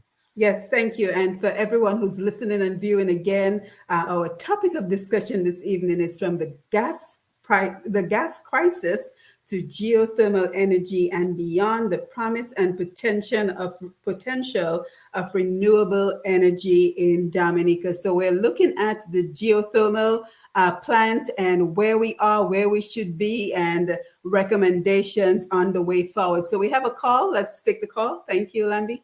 Good evening, caller. Thanks for joining us. Go ahead, please. Yeah, good evening. I just want to say thank you to Dr. Simone and Q95 and all the distinguished guests and us for the information they're providing tonight. Very useful information. I have a couple questions. My question is in regard to wind energy. When you go to the east coast of Dominica, the same trade winds that brought us to Dominica as slaves, we have these trade winds. You look at the vegetation on the east coast, it's shaped like the wind. There is a non-stop supply of wind. Why are we not looking to develop wind energy in Dominica? Okay, we might have to count our losses on the geothermal. That's okay, but there's a brighter future with wind. The technology has even developed where you can save the energy if there's no wind. And we're not going to have that problem because there's always going to be wind. Same thing with the solar. Same thing with the solar energy. The technology has advanced to the point where even if it's rainy or sunny, you can still save energy for another day. So why are we not focusing on wind? Why have an assessment been done around wind energy? And why are we not pursuing that? And why are we not expanding on our solar energy as well? And then we can have better energy dependence, so we'll have more access. We won't have to depend on coal and other fossil fuels in order to energize our country. And the geothermal thing again, if it has taken so long, do we keep on literally digging ourselves? We're literally digging ourselves in a hole. Do we continue to do that? You know? So I want to say thank you for the opportunity and thank you for this program. This is wonderful. Let's keep talking and let's keep, sharing and spreading information. So thank you very much. Yes, thank you. Thank you, caller, for your great questions. I think those are great questions. Lennon, you want to chime in, especially as it relates to, we have a lot of wind. I see the vegetation and it's all cleared because of the amount of wind we have in some areas. So is he onto something in terms of, giving up on the geothermal despite the millions that have been poured into that project and potentially pursuing wind or even solar energy? So here's my take again on that. We had a situation in Texas a couple of years ago when it snowed for what, a whole week. It was pretty cold. And Texas, believe it or not, has its own grid. Texas has its own network, and Texas is the largest wind producer in the US. It's one of the largest solar areas in the US and has the abundance of natural gas and other combined electricity generation capacity. But during the freeze temperature, the wind energy did not perform as it was supposed to. Nothing's wrong with having wind energy. I think in any engineering, in any development thrust, you have to look at what is the best possible combination for your needs. And is that immediate needs or your developmental needs? That has to play part of that. The 10, 20, 50 years down the road, are we just going to be providing electricity for domestic consumption? Now, if that's the case, we can put wind farms in almost every community and we don't need Domlet, because you also have to look at when is the largest consumption of electricity. Most times it's probably in the early morning or it's in the evening when people come home from work. And in the nighttime, everybody's sleeping. The wind might be blowing like crazy. The electricity is going on, but it's not being used because remember I said electricity generated has to be consumed. So one of the issues with wind energy is storage capacity, because if you have windy nights and you have a lot of potential for generating electricity and your consumption is pretty low because you can't control the wind, then it's wasted. You see what I'm saying? Now, the issue with having gas or plant is that you can level it down or level it up as necessary. You can control that but the wind you can't control. So you can control that source of energy. That's one of the issues with wind. But I think it should be looked at and should be utilized. But by the way, with the same thing like we're doing with geothermal, economics is what matters. Economics, economics, economics. You have to look at the numbers. If it makes economical sense, by all means do it. If it doesn't, because no matter whatever technology you want to use, it's not charitable. For it to sustain and maintain itself, it has to be profitable at a minimum, paying its cost. You see? So if it's not doing that, then it becomes a problem. Then you can't maintain the wind vanes. You can't maintain the facilities. Part of the problem we have is some of this renewable energy requires high technology, high science, and we don't have the human capacity to do that. Now, can I go train a couple individuals to do maintenance on a wind farm? Yeah, but how often they're going to be working? You see what I'm saying? So all these little things are things you have to think about, and I'm certainly not against it. I'm just saying, what I'm saying here is, let's have that critical analysis. Let's have that critical thinking when we get in these processes, getting the best and the brightest among us with some of these questions, and then we find solutions to them. And we say, okay, this is what we can do with the wind. Is it a situation where we put small wind farms in different communities and they generate back into the grid? And then Dominica can use that as an additional supply. So when the wind is blowing, then you can cut down your fuel consumption. And then when the wind is there, then you can increase your generation capacity for your use of fossil fuels. So I think where the world is based in is having making the smart decision, not making a decision based on one's personal feeling of electricity generation. Because believe it or not, fossil fuel is not going away. As a matter of fact, as we speak, I think Guyana is going to be growing their GDP by at least 100 and something percent in the next few years. And it would be wise of Caribbean governments to get a share of that investment by investing in that oil development. I don't see anything wrong with that. There's new technology for carbon capture and so on. But we have to think outside the box. So at the end of the day, everything is based on numbers. So when folks come and say, hey, we have that capacity and we can do this, I need to see numbers. We need to see numbers. Yeah, but you know, Lennon, our caller also made another very good point, because he said, how long do we pursue this? How long do we keep digging and pouring money into this hole of geothermal energy? How much longer do we pursue this before we see feasibility in terms of results, in terms of lowering the the price of electricity in Dominica, before we can see the potential of exporting electricity? How much longer do we pursue that? So he made a very important point. Well, he made a very important point, and here's my answer to that. The geothermal company is owned by the government of Dominica, so it belongs to the people of Dominica. So it's up to the people of Dominica to decide when enough is enough. And you're asking a damn good question, because the reason why you're asking, and I will bring it back again, it's capital intensive. The government of Dominica in the past spent over $100 million to do environmental impact assessment for the building of an international airport. We're not talking about international airport, but it's the same principles. For 40 years, we have already spent money we could have invested in other things that could bring returns. Today, we have over 20 years of grants, of loans, of CBI money. We heard it was CBI at one time is financing it. We heard of all kind of financing.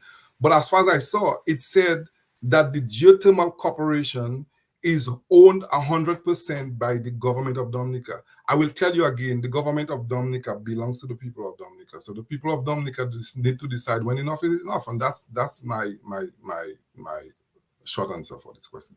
All right, thank you. So let's go over to the Facebook Live comments. Give me 1 minute.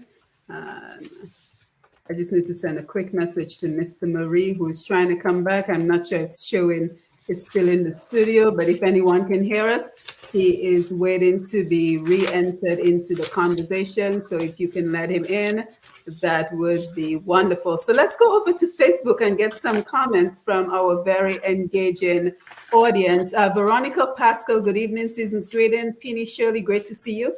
I'm watching and listening from St. Thomas. Very good program. Thank you, Penny. Thank you for always being here. Another fan favorite, Dorian Dorival. Good evening, greetings. David Joseph, great to see you. Greetings and good evening to each and every one. Looking forward to another great program. Anithia Adams, citizens, greetings. David Joseph, there is no doubt that global warming has affected us in the Caribbean region most negatively. However, we have always had devastating hurricanes in the region. In fact, one of the most, if not the most destructive hurricane on record was the Great Hurricane of 1780, in which 22,000 people lost their lives. Thank you for that, David. Claralyn Washington, season's greetings to you. I'm listening. Bernard Arlene, great to see you. Bernard says, greetings to all. Lennon has rightly noted that geothermal and other such projects. Lennon, mute your mic for a minute for me, please. Lennon, thanks. Lennon has rightly noted that geothermal and other such projects are extremely capital intensive, extremely expensive.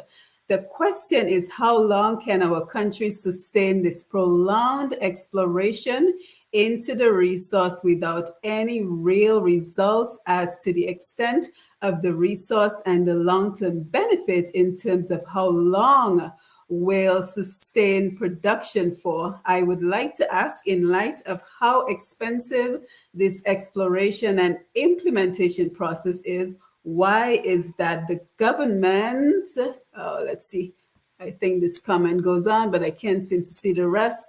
And then let's see, he says, great point, Lennon. Just as we are lost in the clouds with Petrocaribe, we are even more lost with this private company related to geothermal. And he continues, but if they as a massive entity are not willing to touch this project because of the risk, really a wise decision for the government of Dominica to take such a large risk when they represent the taxpayers of Dominica and their interests. What is this private company about, Mr. Marie? Who are the players in this private company and how do they relate to the government of Dominica?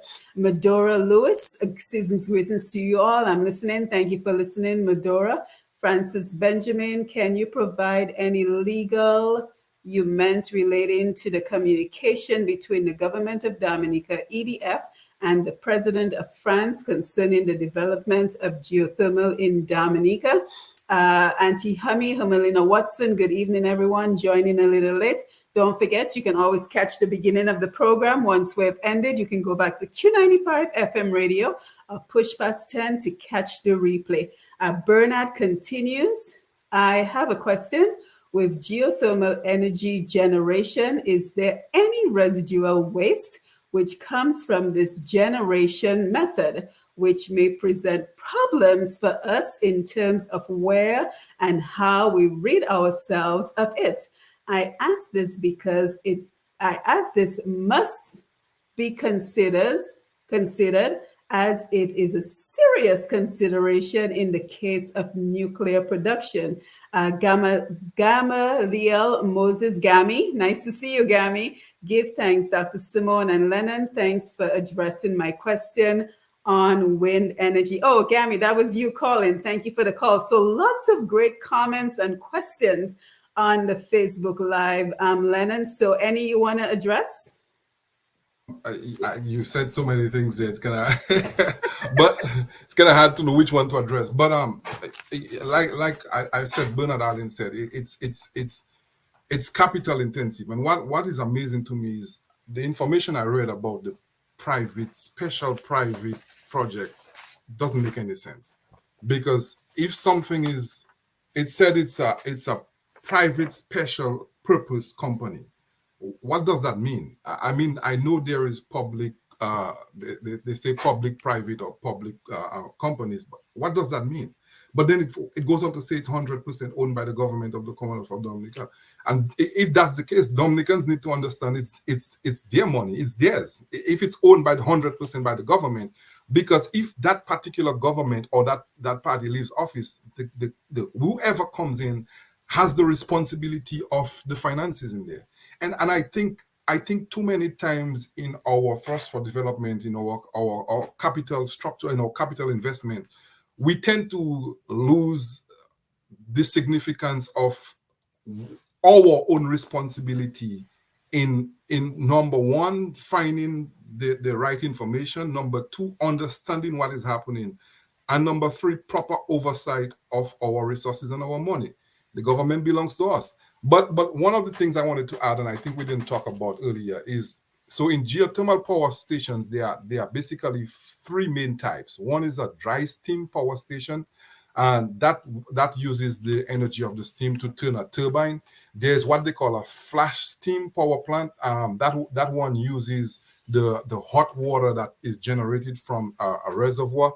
And then there's what they call a binary cycle power station. So based on what I read, I understood that what they're going to do in Dominica is a binary cycle, and binary means it uses two fluids.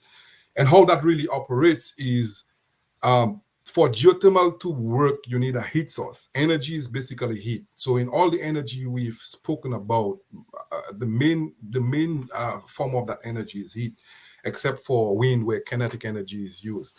But so you have a hot source, it hits the rocks, or it has high pressure water underneath there in the dry steam. That when a well is installed, they transfer that steam up through that well to use it to turn a turbine. There are some filters and all kind of stuff that we don't want to get into, but it used to turn a turbine, and that turbine is used to generate electricity. The reason why that is kind of significant is because for the flash steam plant and the dry steam plant, the temperature of that source needs to be above 150 degrees Celsius. Pretty hot stuff. For those of you who probably don't know, the interior of the Earth's core is about 5,000 degrees Celsius, which is about the temperature of the sun. So the Earth itself is like a huge nuclear reactor. And with all the layers we have, the further away you get from the center, the cooler it gets. But when we talk about cool, we're still talking about 400-500 degrees Celsius. What makes it unique in Dominica is because of our location over that convergent plate boundary where the Caribbean plate and the Atlantic plate meet. There are fissures and ruptures that exposes magma from underneath that earth in that hot mantle that comes up to the surface. And based on the heat of that magma, we can have one of those. But in that case, the binary cycle, it allows, it's kind of new technology, the newer technology. It allows geothermal power generation with using lower temperatures. That could mean one of two things as my geologist cap coming in. It's the depth of the wells and the source of the heat. I don't know if it's because that's how deep they could go. I don't know if that's the temperature of the rocks, but the binary cycle, what it does, it allows the geothermal power plant to use water at about 70-80 degrees Celsius. They pump that fluid up, and there are two closed systems. And they use the principles of specific heat capacity of different fluids, and that warm water heats up another fluid of a different capacity. It generates steam, it turns a turbine, it's cooled, and it's recycled through the system, whereas the water from the geothermal well goes through the system and is injected back into the ground. Alan asked a couple questions, and as I was saying that I remember, he said, is there any environmental effects? I did find and research that itself. So one of the side effects of geothermal energy, it can cause subsidence, and subsidence basically means the horizontal movement or the vertical or the settling of the land. So in landslides, mass movement, rockfall, you have sort of horizontal movement. Subsidence means that the land basically sinks, and what happens is in the ground there are water reservoirs.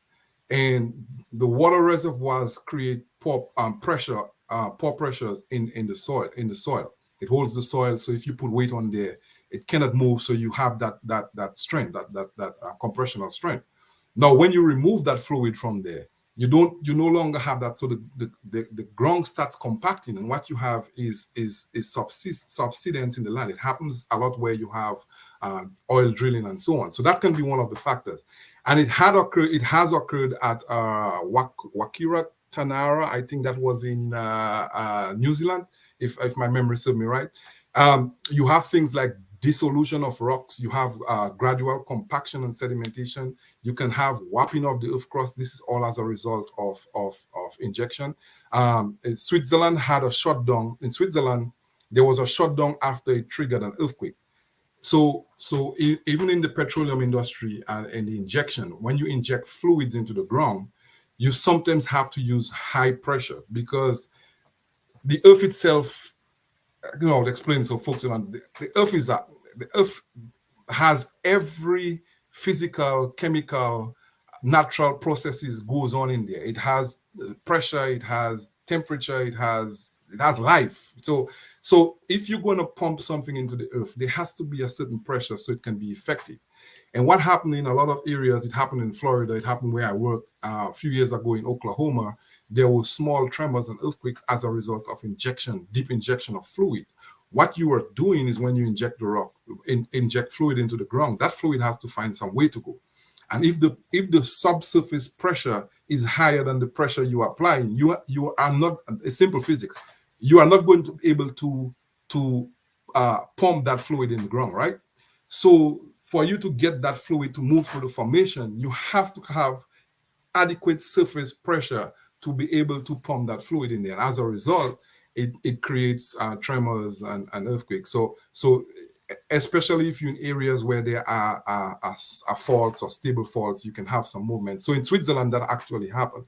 One of the big deals with the geothermal is the possible local depletion. And what that means is if you have a heat source that is not regenerated from subsurface, once you put some cold water in there, the specific heat capacity, the thermodynamic principles comes in, then that heat source start decreasing in its heat capacity. And that has happened at a couple sites.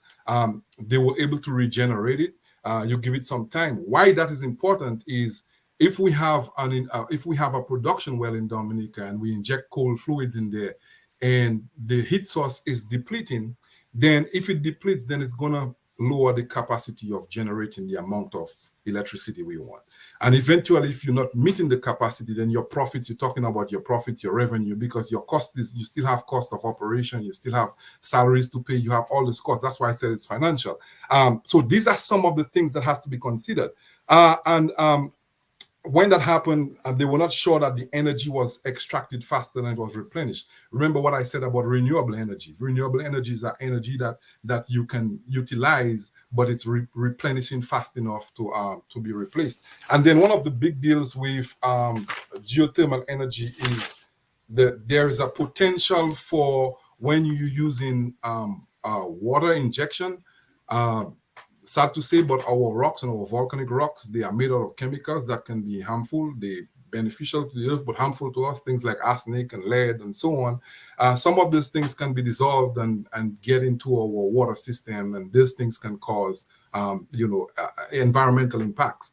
And if you look at the geothermal company, the private special purpose company, 100% owned by the people of Dominica, you will see a lot of environmental impact assessment done.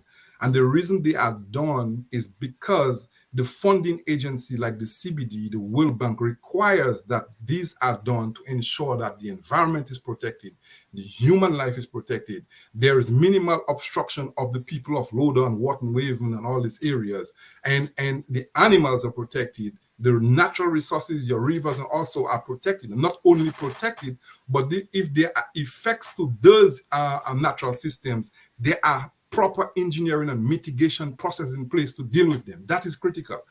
In the geothermal development, there has to be a legislative component to that. There has to be a governance structure. When you're doing things like that, my concern is that the government is the one doing it. The government is the one selling it. The government is the one maintaining it. Yet the government is the environment. The government is still the environmental oversight body responsible for licensing construction. In the real world, you know what they call this? You know what they call this? A conflict of interest. In the real world, it's a conflict of interest. So the reason why it is because, remember I said, what is the driving force? If it's for political expediency, then when the government is the one doing the oversight, the government is the one doing the implementation, the government is the one selling, then who is making sure that the environmental is properly protected?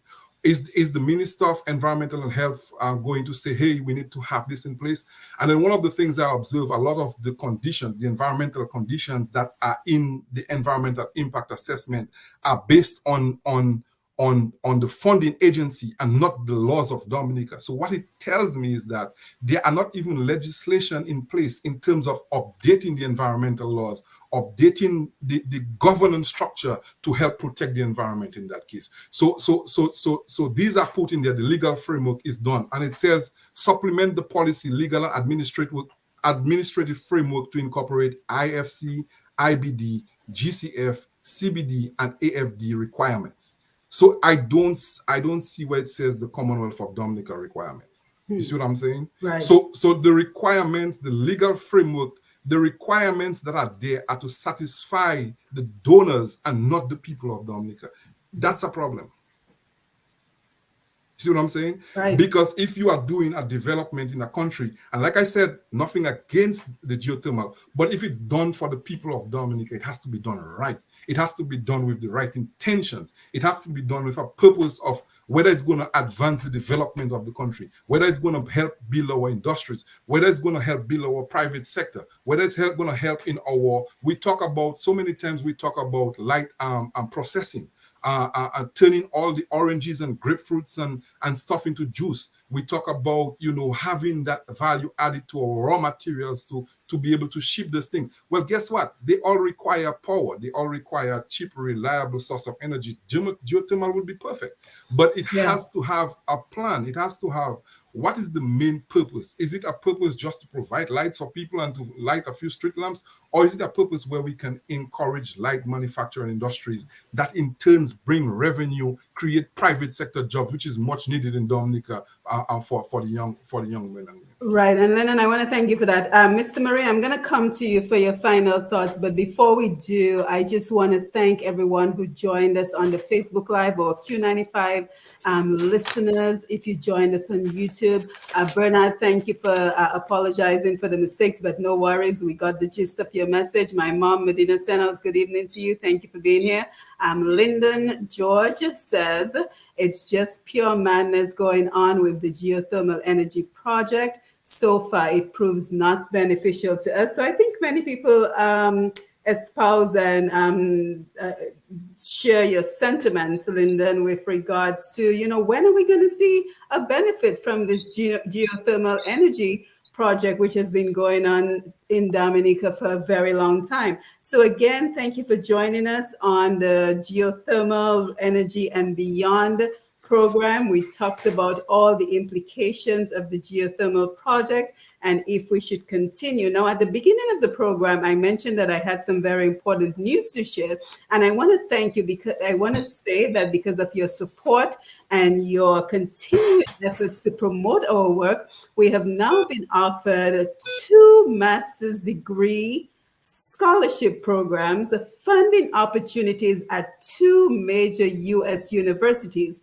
In the interest of time, I won't go into all the details, but what I've done is I just posted a video today on Push Past 10 on Facebook, as well as on YouTube. So PUSHPAST10 if you're listening on the radio. So again, on Facebook and YouTube, it is PUSHPAST10, so you can get some information on an incredible opportunity which has come from Dr. Randy Glean, who is one of the contributors to this program, as well as Dr. Catherine Polidor. You will know Catherine, she's actually from Dominica, and they have offered funding opportunities for 2 master's level scholarship programs, funding programs. They're partial scholarships, but the majority of your costs will be covered. So you want to take a look at that video that I just posted if you or anyone you know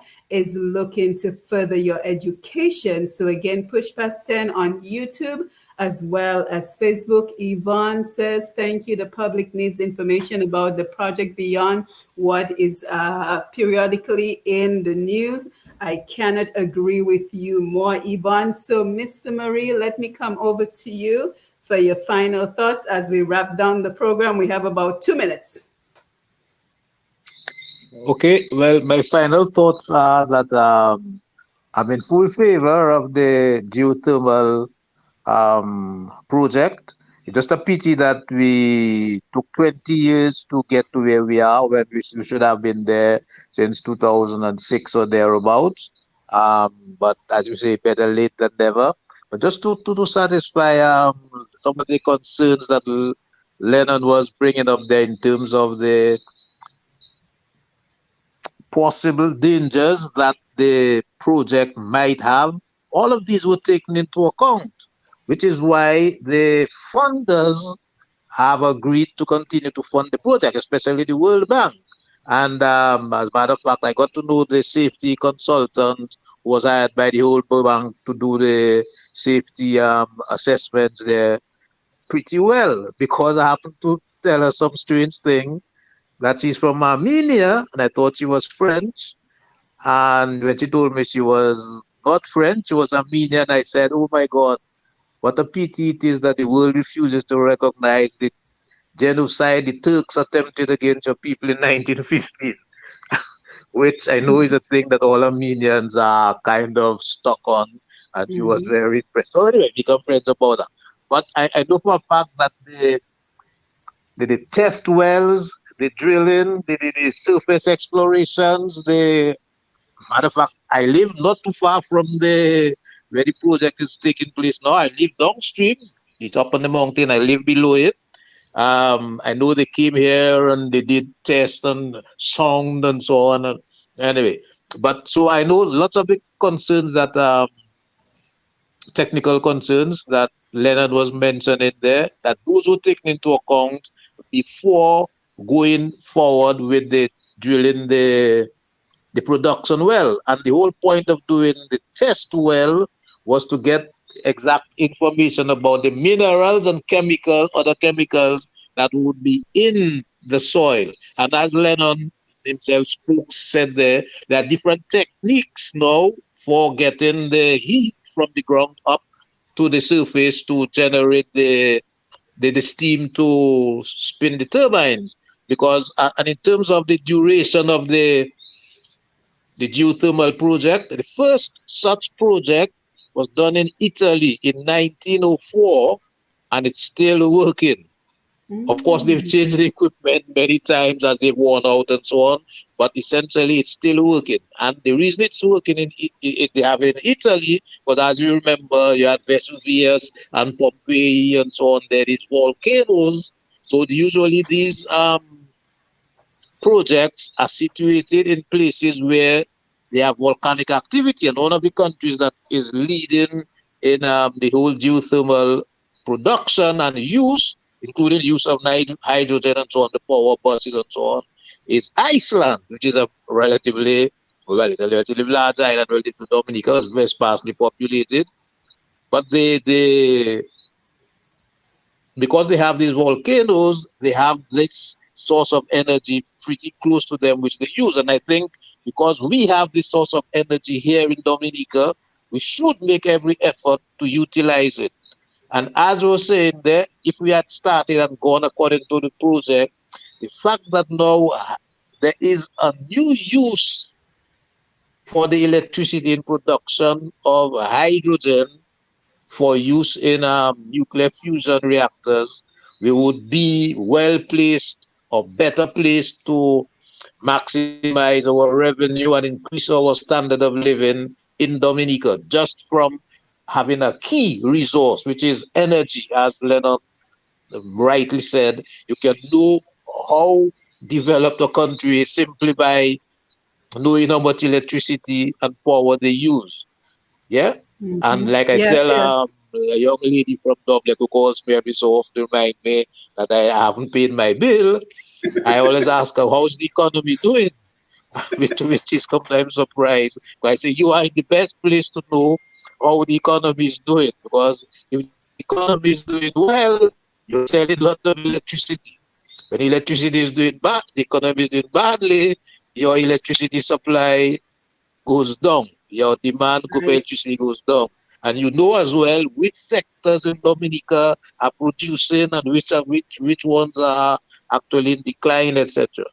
Because Yes. energy is needed for us to move from, should I say, completely manual labor to having machines to help us to do work and produce more. Yeah. Hmm. So I Yes. think we have a resource that is capable of transforming the lives of the people of Dominica, and we should make every effort to make it achieve that objective.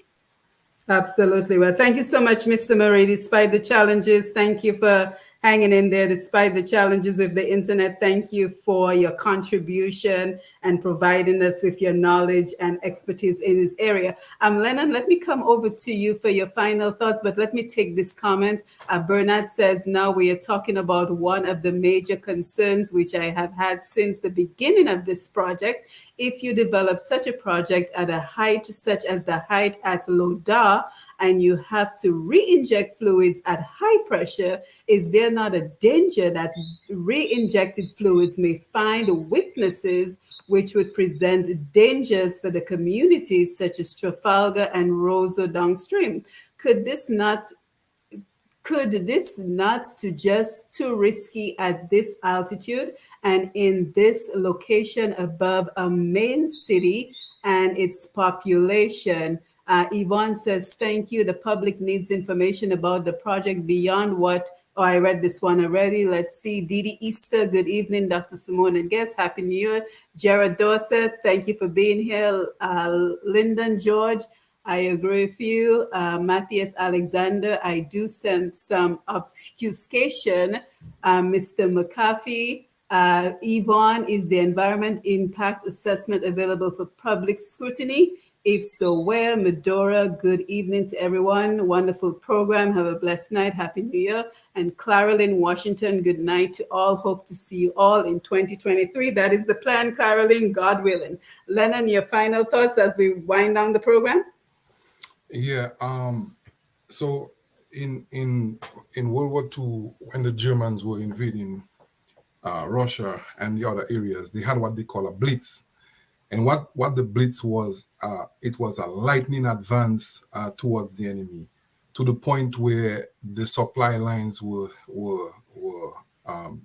left thin, and as a result, they could not maintain the supply of food, ammunition, and so on.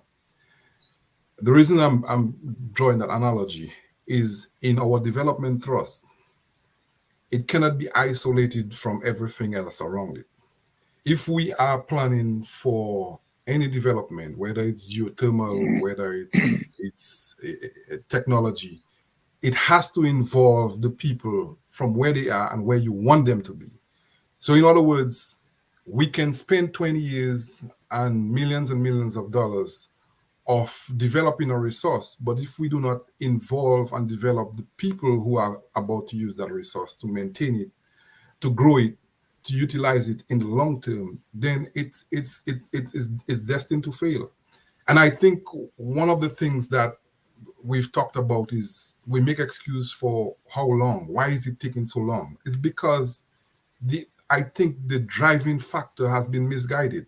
The intentions are great, but the driving factor and the way that we go about doing stuff needs to change. And I'm not talking about just this current government. I'm talking about previous governments. And it's up to the people of Dominica to ask the right questions, get informed, be up to date and be active in their own development thrust. We have a culture of saying, "It's so it is, that's how the country is." But you know what? That's an excuse for you doing nothing for enhancing your life. I will never take it so it is for an excuse, because I personally believe I have a say in where my life and my future has to go. So I think it's about time that we ask the right questions, we have the critical analysis, and we get people involved in the development, not just because we feel that we want to do it, but it's the right thing to do. Be truthful, get the correct data, include our students we have sent to get scholarships, and our professionals who are doing wonderful things overseas. We have soil scientists, we have PhDs in environmental, we have engineers all over the world doing great things. Utilize our resource, just as we are trying to utilize our geothermal resource. Like I said earlier, it is not, no matter how much resource you have, if it's not economically viable, then it's of no use. Just like your people, if you have all these talented people over there and you don't see the economics and the importance of them, we are of no use. And I say, if we are going to develop geothermal energy, or any energy for that matter of fact, let's use science, let's use technology, let's use our smarts, let's use our problem solving and critical analysis in the discussion and in the solution for the problems. I wish everybody a happy new year, and thanks for having me again. And hopefully, I did our nation some justice. Yes, you did a fantastic job, Lennon. Mr. Marie, thank you so much for sharing your expertise and your knowledge with us. And you know, the questions keep coming. Herman just has a great question about the boiling lake drying up and the implications of all that. So guys, thank you so much for listening on Q95 FM radio, as well as on Facebook Live. And as always, our Facebook Live audience keeps us engaged with important questions and important concerns. And yes, this is the final program for 2022. It has been wonderful being here with you for the entire year. You know, we started back in May of 2021, and this has been an incredible journey. We looked at important topics this year, including the China invasion. We looked at the economy. We provided opportunities to give our entrepreneurs exposure. We talked about the cultural industries. So we covered many important topics, and I hope that you found value in our conversations this year. So again, we want to take some time to thank all the guests who have made time to be a part of the conversation. We want to thank the audience for always being locked in. We want to thank Mr. G and the Q95 FM family for making this program possible. We say thank you for everyone who makes the program possible. And of course, our loyal listeners. We could not do this without you. So again, this is Roots Connections on Q95. I am Simone Mathieu, and we were talking about the geothermal project in Dominica that seems to be ongoing, but we have yet to see significant benefits from this program, despite millions of dollars being pumped in. So again, come back, join us next year, 2023. Our first program should be, I believe, on January 11th, and we will have another engaging conversation. Don't forget to check out the opportunity for funding for your master's degree level program. If you or anyone you know is looking to advance their education, they certainly want to check out Push Past 10 on YouTube or on Facebook for the video that I just posted with that opportunity. So again, thank you, Lambi, for being here, showing for what you do in the background. DJ Shan, I hope you feel better soon as we continue to explore the rapidly changing world around us. We will continue to engage our experts at home and abroad to guide us on those changes. And we will continue to especially look for the opportunities to create financial independence for our people so that they will be able to make other important decisions along the way. So again, I am Simone Mathieu. It has been great being here with you. Thank you, Lennon. Thank you, Ms. Marie. And with that, we say good evening. Happy New Year. Happy New Year, everyone. And have a blessed 2023. Take care. Thank you, guys.